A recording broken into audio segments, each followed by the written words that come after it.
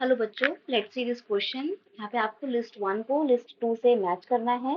तो मैचिंग करने से पहले हम बहुत केयरफुली रीड करेंगे कि लिस्ट वन में क्या क्या दिया हुआ है।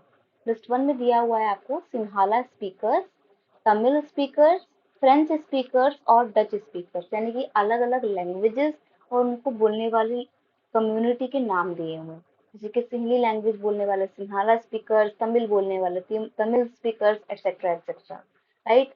आगे दिया हुआ लिस्ट टू में 80%, 74%, 20% एंड 18%। तो बेसिकली यहाँ पर हमारे को क्या करना है, हमारे को बताना है कि कौन सी कम्युनिटी का पॉपुलेशन में कितना कितना शेयर है। राइट। तो हम यहाँ पर कौन सी कंट्रीज की बात करेंगे। सिन्हाला और तमिल बोलने वाले लोग श्रीलंका के हैं, फ्रेंच और डच बोलने वाले लोग बेल्जियम के हैं। तो यहाँ पर हम इन दोनों ही कंट्री का एथनिक कॉम्पोजिशन, समाज की बनावट के बारे में स्टडी करने वाले हैं। दैट इज वाई क्वेश्चन का की कंसेप्ट है ethnic composition of Sri Lanka and Belgium. Right. तो चलिए स्टार्ट करते हैं। सिन्हाला स्पीकर्स की बात करें तो देखिए, सिन्हाला कम्युनिटी श्रीलंका की एक मेजोरिटी कम्युनिटी है। इसको आप ऐसे समझ सकते हो, देखो मैं आपको एक पूरा एथनिक कॉम्पोजिशन का फ्लो चार्ट बना के बताती हूँ।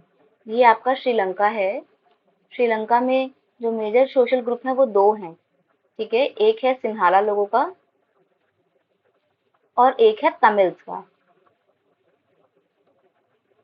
हालांकि एक और ग्रुप है वो है क्रिश्चियंस का,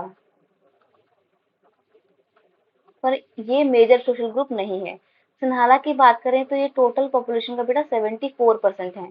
तमिल्स की बात करें तो ये टोटल पॉपुलेशन का 18% है और क्रिश्चियंस की बात करें तो ये ओनली 7% है।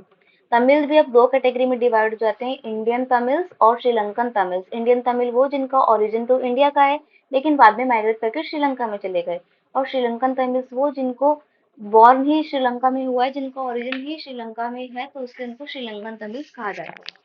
इंडियन तमिल 5% है, श्रीलंकन तमिल 13% है। बट आपको मेजरली 18% पे जोर देना है, ध्यान देना है, क्योंकि लिस्ट में आपको 18% ही दिया गया है।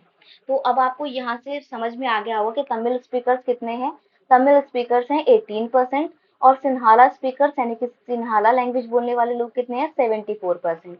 राइट। तो यहाँ हम लिखेंगे, लिखते भी जाएंगे। ए को हमने किससे मैच किया है, ए को हमने मैच किया है सेकंड से। राइट। और बी को हमने मैच किया है फोर्थ से। आगे देखेंगे, अब हम बेल्जियम की बात करेंगे। तो आ जाइए, पेन चेंज करते हैं पहले।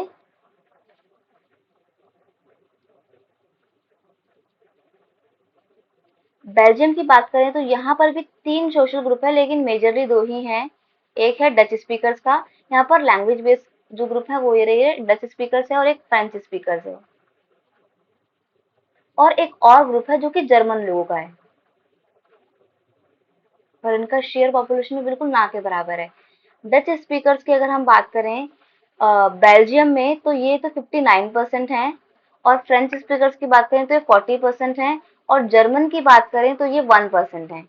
अब यहाँ पर तो हमारे को ये डाटा नहीं दिया होगा तो आप कंफ्यूज हो रहे हो कि मैम तो कुछ और बता रही है, क्वेश्चन में कुछ और लिखा हुआ है। तो ये जो आपको डेटा दिया हुआ है 80% और 20%, बेसिकली ये आपको दिया हुआ है बेल्जियम की कैपिटल ब्रुसेल्स का डाटा। ठीक है, बेल्जियम की कैपिटल है ब्रुसेल। तो वहां पर ना उल्टा हिसाब किताब है, जैसे बेल्जियम में डच लोग मेजोरिटी में हैं और फ्रेंच लोग माइनॉरिटी में हैं। बेल्जियम की राजधानी ब्रुसेल्स में कंडीशन थोड़ी सी उल्टी है, वहां पर फ्रेंच लोग जो हैं, फ्रेंच लैंग्वेज बोलने वाले लोग 80% हैं और डच बोलने वाले लोग ओनली 20% हैं। राइट। तो यहाँ पर हम देख रहे हैं कंट्री में डच स्पीकर ज्यादा है लेकिन कैपिटल में फ्रेंच स्पीकर ज्यादा है और डच स्पीकर कम है। जो कंट्री में कहानी है राजधानी में, कैपिटल में, उससे बिल्कुल उलट कहानी है। तो अगर हम ब्रुसेल्स की बात करें तो ब्रुसेल्स में फ्रेंच स्पीकर्स लोग कितने हैं, 80% हैं।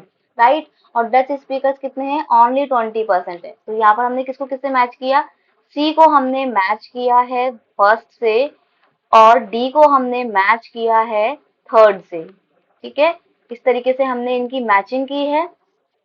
अब हम अपना ऑप्शन देखेंगे कि कौन सा ऑप्शन सही बैठ रहा है।